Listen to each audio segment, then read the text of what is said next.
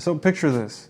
Thursday afternoon, we get an email from Apple telling us that our app was rejected for the 5th time. Fast forward to Monday, and we get another email from Apple telling us that our app was accepted to the App Store and is ready for distribution. That is a 360 that I couldn't even have dreamt of if I had to, but that was our experience launching Altavia, our points hacking and travel app. And I thought I'd share this with you in case you ever wanted to launch your app on iPhone. So for context, whenever you submit an app to the Apple ecosystem, it goes through an approval process. So it's accepted to the Apple App Store team through App Store Connect, and there's a manual review of your app and your code where really someone sits there and decides, yes, this is good, no, this isn't good, and if it's not good, they send you feedback. It took us 5 rounds of going back and forth with them, where the 5th one and the 6th one were really essentially the same app that we just resubmitted again. But that review process is really different. If you've never launched an app on the App Store, you might not be familiar with it. And that, for us, even though we were familiar with it, took a bit of time.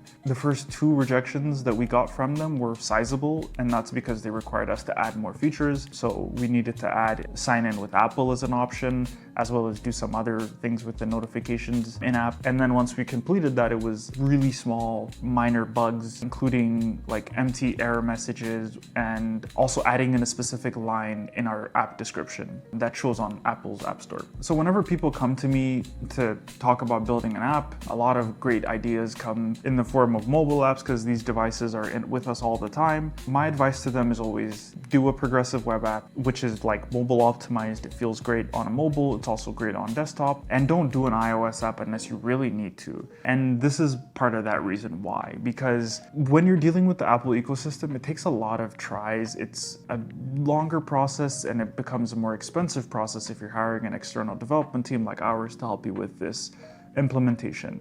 We were able to do it in quick succession because we have our own team and we have the experience of dealing with Apple to be able to quickly iterate on the feedback they have and implement our app. However, if you are working with a freelance or if you're working with a developer that allocated specific hours to you for your project, this might end up increasing the scope of the project a bit. Yeah, I think it's really important to always balance like practicality when you're building your tool, and one of the biggest decisions is how do you deploy your product. Hopefully this experience that we've shared with you is something that you can factor in to your idea. If you're ever interested in chatting about software, feel free to book a call with me at heyfabrica.com and follow for more. Thank you.